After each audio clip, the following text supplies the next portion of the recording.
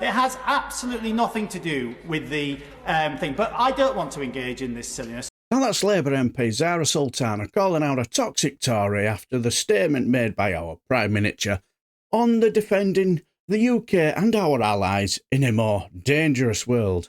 But to understand what happened, we need to go back to when Zarah asked a question on this subject. Thank you, Mr. Speaker. Past mistakes in the Middle East should have taught this House that military intervention starting out as limited can quickly escalate, risking a sequence of events far larger and more terrible and risk even dragging us into war. It is for this reason, according to reports in the Times, that Foreign Office officials were, and I quote, incredibly nervous about last week's military assault in Yemen. Driving the region's instability is Israel's horrifying assault on Gaza, which has now lasted more than 100 days. So rather than giving Israel the green light to continue its brutal bombardment of Gaza and risking a wider conflict, will the Prime Minister seek to de-escalate the situation and call for an immediate ceasefire? Prime Minister. Perhaps the Honourable Lady would do well to call on Hamas and the Houthis to de-escalate the situation. Andrew Percy. Thank you, Mr. Speaker. Too many people give a free pass to the terrorists who perpetrated the worst murder of Jews, and we've just seen an example of that. Remember what you've just said then? We have just seen an example of that. Hold that thought. Just as we saw examples of that on our streets this weekend, where people screamed, Yemen, Yemen, turn another ship around. Completely unacceptable. One thing that links the Houthis, Hezbollah and Hamas is their genocidal intent toward Jews and their hatred of everything we stand for in the Western democracies, which is why it is incumbent upon us to defend those values. So can I agree with everything the Prime Minister has said, and can I urge him once more to make sure our police are taking action against those who on our street openly support terrorism. Zarah Sultana was the only MP singled out for that kind of criticism, for saying nothing different to what a number of Labour, Lib Dems or SNP MPs had already said earlier. Very interesting. Point of order, Zarah Sultana.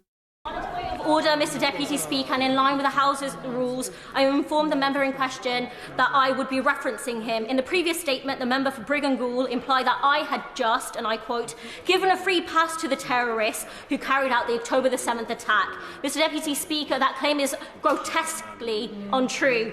My question to the Prime Minister in no way had that implication. I was calling for a de-escalation in the region and for an immediate ceasefire, and his accusation is absolutely untrue. In this House and elsewhere, I have repeatedly condemned the actions of Hamas and called for the release of all hostages. Moreover, the member's gross accusation is playing to a racist trope, implying that because I am a Muslim, I support Hamas. So with rising Islamophobia and racist tropes asking British Muslims to prove their loyalty, can I ask you for guidance on how to get a full retraction and apology from the member for Brigg and Goole?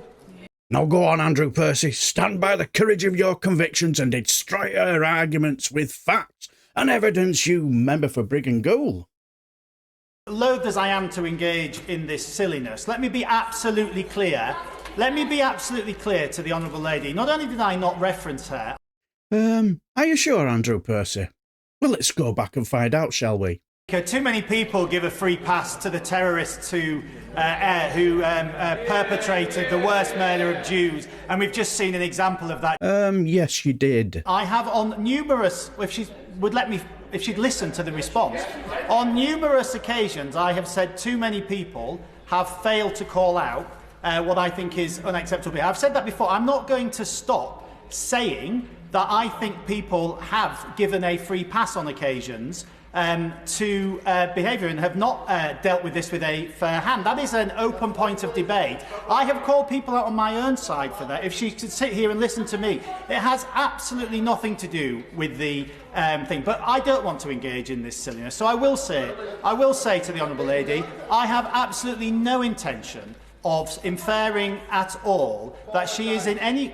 Let me respond, that she is in any way in support of any of that. I'm sure she isn't. I never said that. I would never say that. But I'm also, Mr Deputy Speaker, not going to not say what I think on issues in this House and call out what I think is on this issue. Too many people in this place giving a free pass to one side whilst not acknowledging the horrors that the other side suffered.